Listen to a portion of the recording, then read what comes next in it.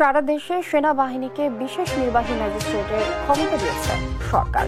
সেনাবাহিনীর কমিশনপ্রাপ্ত কর্মকর্তাদের এ ক্ষমতা দেওয়া হয়েছে। সেনাবাহিনীর কমিশনপ্রাপ্ত কর্মকর্তাদের ম্যাজিস্ট্রেসি ক্ষমতা দিয়েছে সরকার। আন্তঃবাহিনী জনসংযোগ অধিদপ্তরের পরিচালক lieutenant colonel Samiuddoula Chowdhury the daily স্টারকে এ তথ্য নিশ্চিত করেন। আসসালামু আলাইকুম ভিউয়ার্স, দেশ ও দেশের বাহির থেকে যারা আমার ভিডিওটি প্লে করেছেন জানাচ্ছি আন্তরিক শুভেচ্ছা ও অভিনন্দন। আশা করি সবাই ভালো আছেন, সুস্থ আছেন, আলহামদুলিল্লাহ। তো ভিউয়ার্স, দেশে আবারও সেনা মোতায়েন করলেন ডক্টর মোহাম্মদ ইউনূস। বিশৃঙ্খলা, খুন, হত্যা, লুটতারাজ থেকে দেশকে বাঁচাতে এবং সুশৃঙ্খল ফিরিয়ে আনতে সেনাবাহিনীকে ম্যাজিস্ট্রেসি পাওয়ার দিয়েছেন অন্তর্বর্তীকালীন সরকার। এই পাওয়ার নিয়ে সেনাবাহিনী দেশ ও জাতির জন্য কি কি কাজ প্রয়োগ করবেন এবং কোন কোন আইন তারা নির্ধারণ করে দেশ পরিচালনা করবেন, আসুন বিস্তারিত জানবে এই রিপোর্টে। ভিডিওতে যাওয়ার আগে ছোট রিকোয়েস্ট থাকবে, যারা এখনো চ্যানেলটি সাবস্ক্রাইব করেনি, নিয়মিত দেশের সকল আপডেট সবার আগে জানতে অবশ্যই চ্যানেলটি সাবস্ক্রাইব করে পাশে রাখবেন। দর্শক, আসুন স্ক্রিনে। গতকালকে রাত্র থেকে আজ রাত 12টা থেকে বাংলাদেশের বিভিন্ন জায়গায় আমাদের প্রাণপ্রিয় সেনাবাহিনী তারা রাজপথে নেমেছে এবং কি উপজেলা থেকে শুরু করে জেলা, বিভাগ, তারপর ইউনিয়নের বিভিন্ন জায়গাতে তারা তাদের দায়িত্ব পালন করবে। তাদেরকে দেওয়া হয়েছে ম্যাজিস্ট্রেসি ক্ষমতা।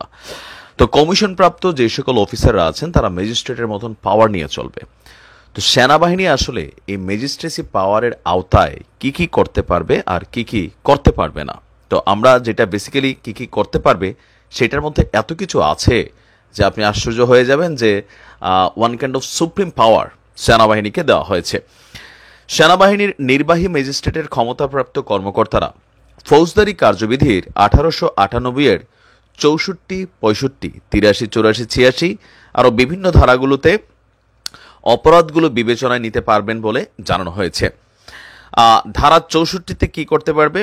ম্যাজিস্ট্রেটের উপস্থিতিতে অপরাধ সংগঠনকারী যে কোনো ব্যক্তিকে গ্রেপ্তার করার বা গ্রেপ্তারের নির্দেশ দেওয়ার এবং নিজস্ব হেফাজতে নেওয়ার ক্ষমতা রাখে। মানে আপনাকে চাইলে সেনাবাহিনী গ্রেপ্তার করতে পারবে, অথবা নির্দেশ দিতে পারবে, অথবা আটকে রাখতে পারবে। এটা হচ্ছে 64। 65 ধারাতে কি আছে? গ্রেপ্তার করার ক্ষমতা বা তার উপস্থিতিতে গ্রেপ্তারের নির্দেশনা যার জন্য তিনি গ্রেপ্তারি পরোয়ানা জারি করতে পারবেন। ধারা 83, 84, 86 ওয়ারেন্ট অনুমোদন করার ক্ষমতা বা ওয়ারেন্টের অধীনে গ্রেপ্তারকৃত অভিযুক্ত ব্যক্তিকে অপসারণ আদেশ দেওয়ার ক্ষমতা। যদি কাউকে ভুলভাল কেউ গ্রেপ্তার করে সেই ক্ষেত্রে সেনাবাহিনী নিজেই সেই ব্যক্তিকে ছেড়ে দেওয়ার তাৎক্ষণিক ক্ষমতা রাখে। ধারা 95-2 নথিপত্র ইত্যাদির জন্য ডাক ও টেলিগ্রাফ কর্তৃপক্ষের দ্বারা অনুসন্ধান এবং আটক করার ক্ষমতা। ধারা 100 ভুলভাবে বন্দী ব্যক্তিদের হাজির করার জন্য অনুসন্ধান অথবা ওয়ারেন্ট জারি করার ক্ষমতা। মিথ্যা মামলা যারা দিচ্ছেন তাদের জন্য কিন্তু এই ধারাতে বড়ই দুঃসংবাদ আসছে। ধারা 105 সরাসরি তল্লাশি করার ক্ষমতা।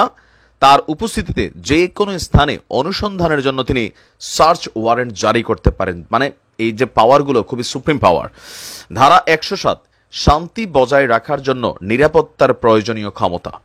109 ভবঘুরে এবং সন্দেহভাজন ব্যক্তির ভালো আচরণের জন্য নিরাপত্তার প্রয়োজনীয় ক্ষমতা। 110 ভালো আচরণের জন্য নিরাপত্তা প্রয়োজনীয় ক্ষমতা। ধারা 126 জামিনের নিষ্পত্তি করার ক্ষমতা। খুব সুন্দর পাওয়ার দিয়েছে। ধারা 127 বেআইনি সমাবেশ ছত্রভঙ্গ করার আদেশ দানের ক্ষমতা। মানে এখন থেকে যদি কেউ সমাবেশ করতে চায়, সামহাও সম্ভবত সেনাবাহিনীর অনুমতিগত কোনো একটা ইস্যু আছে। ধারা 128 আপনার বেআইনি সমাবেশ ছত্রভঙ্গ করার জন্য বেসামরিক শক্তি ব্যবহার করার ক্ষমতা। যারা জায়গায় জায়গায় খালি প্রটেস্ট করছেন তাদের জন্য কিন্তু এটা মাথায় রাখবেন। ধারা 130 আপনার একই ধারা 133 স্থানীয় উপদ্রবে ক্ষেত্রবিশেষে ব্যবস্থা হিসাবে আদেশ জারি করার ক্ষমতা। ধারা 142 জনসাধারণের উপদ্রবের ক্ষেত্রে অবিলম্বে ব্যবস্থা হিসাবে আদেশ জারির ক্ষমতা। উল্লেখিত ক্ষমতা ছাড়াও যে কোনো নির্বাহী ম্যাজিস্ট্রেটকে মোবাইল কোর্ট আইন 2009-এর অধীনে মোবাইল কোর্ট পরিচালনা করার জন্য সরকার এবং সেই সঙ্গে জেলা ম্যাজিস্ট্রেট দ্বারা সংশ্লিষ্ট এখতিয়ারের মধ্যে ক্ষমতা দেওয়া হয়েছে। এই আইনের অধীনে নির্বাহী ম্যাজিস্ট্রেট তার উপস্থিতিতে সংঘটিত অপরাধ বা ঘটনাস্থলে তার বা তার সামনে উন্মোচিত হওয়া অপরাধগুলো বিবেচনায় নিতে পারবেন। অভিযুক্তের স্বীকারোক্তির পর ম্যাজিস্ট্রেট সংশ্লিষ্ট আইন অনুযায়ী অপরাধীকে সাজা দিতে পারবেন, তবে কারাদণ্ডের ক্ষেত্রে 2 বছরের বেশি নয়। তার মানে একটা A to Z প্যাকেজ পাওয়ার দিয়া সেনাবাহিনীকে মাঠে নামানো হয়েছে। আমি এটাকে সাধুবাদ জানাই, কারণ এই মুহূর্তে বাংলাদেশের বিভিন্ন জায়গায় যে ঘটনাগুলো ঘটছে সেই ঘটনাগুলো কিন্তু পজিটিভ না। এতে সাধারণ মানুষ নিরাপত্তাহীনতা ভুগছে, ব্যবসায়ীরা নানান জায়গায় ঝামেলায় পড়ছে, তারপর উটকু খুটকু নানান ধরনের আন্দোলন, বিভিন্ন জায়গায় মানে জনজীবন বিপর্যস্ত। আমরা আশা করি সেনাবাহিনী তাদের দায়িত্ব আগামী 60 দিন সঠিকভাবেই পালন করবে। অপরাধী যেই হোক, যেই দলেরই হোক, তাদের বিরুদ্ধে ব্যবস্থা নেবে। ভালো থাকুন। আসসালামু আলাইকুম।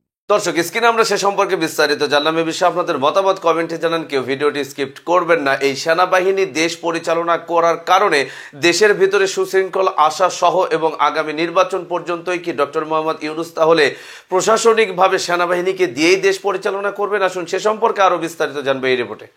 দর্শক, বেশ অনেক রাতে একটা দুঃসংবাদ আসলো।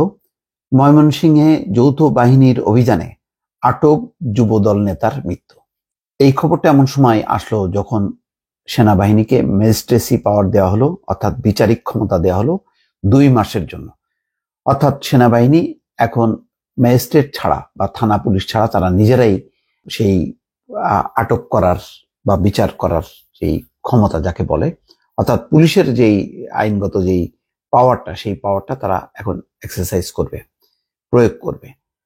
আপনারা জানেন যে কোনোভাবেই আইন শৃঙ্খলা পরিস্থিতির উন্নতি হচ্ছিল না, এবং সারা দেশ থেকে যে খবরাখবর আসছিল সেই খবর তো আছেই, অনেক খবর আসছিল না। সেই সব দুঃখজনক খবরাখবর আসছিল যে অন্তর্বর্তী সরকারের ক্ষমতায় আসা একটা ব্যাপক গণ অভ্যুত্থানের মধ্য দিয়ে যেভাবে এসছে, একটা নতুন একটি সমাজ বিনির্মাণ, গণতন্ত্র, মানবাধিকার, সাম্য, আইনের শাসন।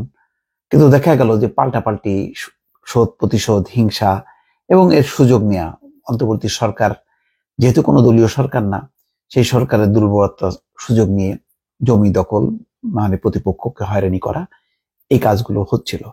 তো শেষ পর্যন্ত 40 দিন পার হবার পর বিচারিক ক্ষমতা নিয়ে সেনাবাহিনী নেমেছে। এই অবস্থায় একটা খবর আসলো যে ময়মনসিংহ নগরে যৌথ বাহিনীর অভিযানে আটক সাইদুল ইসলাম 40 নামের এক যুবদল নেতা মারা গেছে। তিনি মহানগর যুবদলের যুগ্ম সাধারণ সম্পাদক ছিলেন। সাইদুল নগরীর গোল পুকুর পাড় এলাকার বাসিন্দা। আব্দুস সালামের ছেলে। আজ মঙ্গলবার এশার নামাজের পর জানাজার শেষে তাকে দাফন হয়েছে। দলীয় সূত্র বলছে, স্বজনরা বলছে, গতকাল সোমবার রাত 10টার দিকে নগরের গোল পুকুর পাড় এলাকার সাইদুল ইসলামের চেম্বারে অভিযান চালিয়ে তাকে আটক করেন যৌথ বাহিনীর সদস্যরা। পরে রাত 1টার দিকে তাকে ময়মনসিংহ মেডিকেল কলেজ হাসপাতালে নিলে চিকিৎসক মৃত ঘোষণা করেন। হাসপাতালের উপপরিচালক জাকিউল ইসলাম জানান, সাইদুল ইসলামকে মৃত অবস্থায় হাসপাতালে এনেছিলেন আইন শৃঙ্খলা রক্ষাকারী বাহিনীর সদস্যরা। হাসপাতালে আরেকটি সূত্র বলছে, শুধু সাইদুল ইসলাম নন, একই সঙ্গে আরো 5 জনকে ময়মনসিংহ মেডিকেলে নিয়ে যায় আইন শৃঙ্খলা রক্ষাকারী বাহিনী। তাদের প্রাথমিক চিকিৎসা দিয়ে ছেড়ে দেওয়া হয়।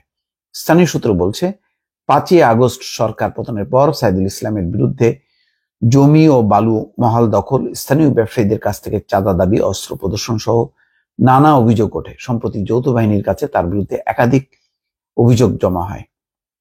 জেলা প্রশাসনের একজন ম্যাজিস্ট্রেটের উপস্থিতিতে আজ সাইদুলের সুরতহাল প্রতিবেদন করা হয়। পরে ময়মনসিংহ মেডিকেল কলেজ মর্গে ময়নাতদন্ত শেষে বেলা 3টার পর পরিবারের কাছে সাইদুলের লাশ হস্তান্তর করা হয়। এখন দেখেন, এই যে 5 তারিখের ঘটনার পর থেকে অনেক ঘটনা কিন্তু ঘটেছে। বাড়ি ঘরদোর হামলা হয়েছে, লুটপাট হয়েছে। একদিকে বিজয় উল্লাস, অন্যদিকে লুটপাট, জমি দখল, এই ঘটনাগুলো ঘটেছে। অভিযোগের পাহাড় জমেছে বলা যায়। এগুলি খুবই অনভিপ্রেত, এটা করার কথা না। মানুষের, সে আপনার প্রতিপক্ষ হোক, যাই হোক না কেন, তার বাসা বাড়ি জ্বালায় দেবেন, পোড়ায় দেবেন, এটা তো ঠিক না। তার বিরুদ্ধে অভিযোগ থাকবে, অ্যারেস্ট করবে, তারপরে বিচার হবে। আপনি নিজেই বিচার শুরু করে দিলেন, এটা কি ধরনের কথা? তো এখন এরকম কিছু দুঃখজনক ঘটনা মানে অ্যাক্সিডেন্টলি হয়ে যাবে, যদিও সেটা প্রত্যাশিত না। এবং কালকে থেকে নিশ্চয়ই, আজ রাতে থেকেই জোরে সোরে এই অভিযান শুরু হবে। সুতরাং সবাইকে সতর্ক থাকা, সজাগ থাকা এবং একটি আইনের শাসন, কার্যকর আইনের শাসন প্রতিষ্ঠার ব্যাপারে সব মহলের সহযোগিতা থাকা দরকার। এটি হচ্ছে দর্শক বার্তা। দর্শক, স্ক্রিনে আমরা সে সম্পর্কে বিস্তারিত জানলাম। সো ভিডিও এই পর্যন্তই। ভালো লাগলে লাইক অ্যান্ড কমেন্ট করবেন এবং দেশের সকল আপডেট সবার আগে জানতে অবশ্যই চ্যানেলটি সাবস্ক্রাইব করে পাশে রাখবেন। দেখা হবে পরবর্তী ভিডিওতে ইনশাআল্লাহ। আসসালামু আলাইকুম ওয়া রাহমাতুল্লাহ।